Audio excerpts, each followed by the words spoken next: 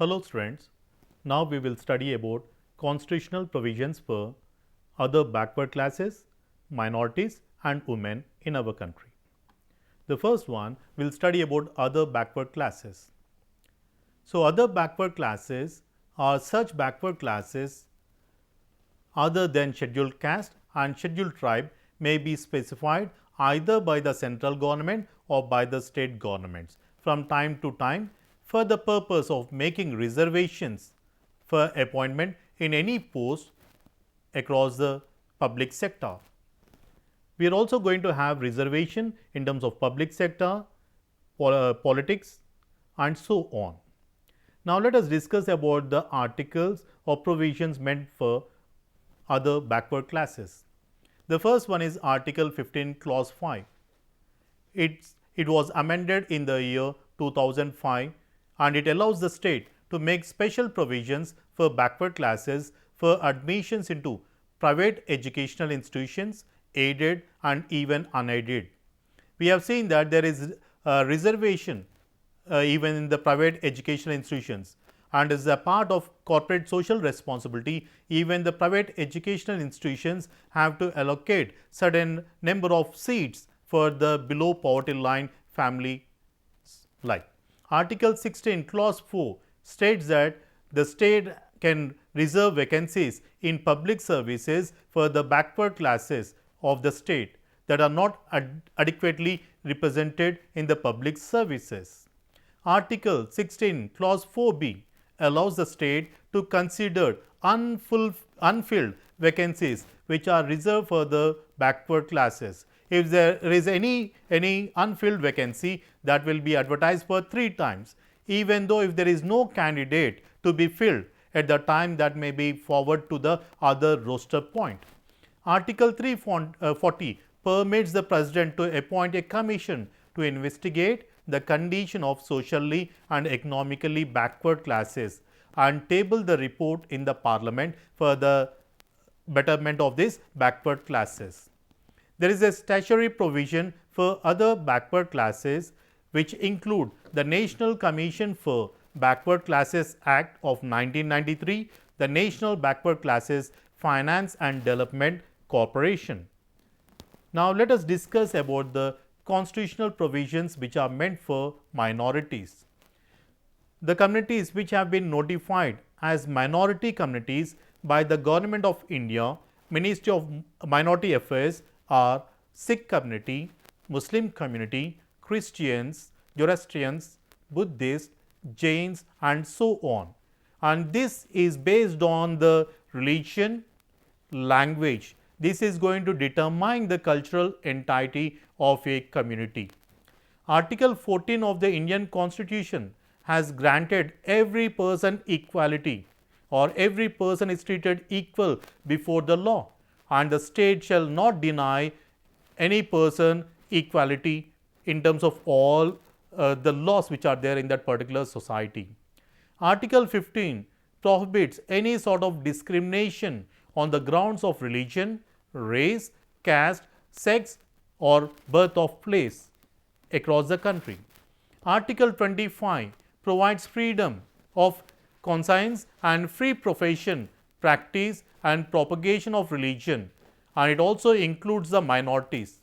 They have given absolute right granted to all the persons of the community with certain restrictions in terms of social welfare and reforms. That means any person can follow the faith of their choice, they can construct the religious places, preach and also follow it. Article 26 of the Constitution provides for freedom to manage religious affairs of all the minority communities. They can establish and maintain the religious institutions, they can run the charitable organizations, provide basic facilities for the people, enhance the skills of the people and so on. They can also try to help to manage their own affairs in terms of religious activities. It may be in owning, acquiring the movable as well as immovable properties and to administer such properties in accordance with the law. Article 27 provides a special protection to minorities relating to freedom as a payment of taxes for promotion of any particular religion, that no person shall be compelled to pay any taxes. For example, when if we see in the past, if any person wants to follow the faith, they were forced to collect the taxes or pay the taxes to the government. This was there in the Mughal period and so on. But in the independent India, the government has passed a law, and Article 27 says that there is no need for anyone to pay the taxes to follow the faith. Then Article 28 says there is no religious instruction shall be provided in any educational institution, because India says that India is a secular country and is not going to promote any religion, neither discriminate any religion. So, we are not going to give any religious instructions in the state funded colleges or schools. Article 29 of the Indian Constitution guarantees certain protection to minorities. They can protect their language, their culture, their script, and they also have the right to conserve the same. No citizen shall be denied admission into any educational institution maintained by the state or receiving aid out of state funds on the grounds of religion, race, caste, language, or anything. So, Article 29 provides the security or protection for the culture and language of the individuals. Now, let us discuss about the constitutional provisions which are meant for women. As already discussed, Article 14 provides for equality, not only for men, not only for religious people, but women of all sections. Article 15 of Clause 1 provides the state not to discriminate against any citizen on the grounds on religion, caste, race, or even gender or sex. Article 15 Clause 3 provides the state to make any special provision in favor of women and children, because sometimes the existing policies may not safeguard the interest of the people, especially the women. So, we have special provisions which are meant for women and children. For example, if we see in the industries, women and children must not be placed near the hazardous places. Women and children must not be employed during the night time. So, these kind of provisions can be made by the respective states across the country as per Article 15 Clause 3. Article 16 provides for the equality of opportunity for all the citizens in matters relating to employment or appointment in any office across the state. The state to direct its policies towards securing for men and women the right on an adequate means of livelihood as per Article 39 Clause A. Article 42 provides the state to make provisions for securing just and human conditions of work and for maternity relief. If we see in the industries, the women can avail minimum 12 weeks of maternity leave, that too paid leave. And in the educational institutions or in the industries or at the workplace, they can also have baby care centers or crèches, so that their children can be, infants can be taken care of.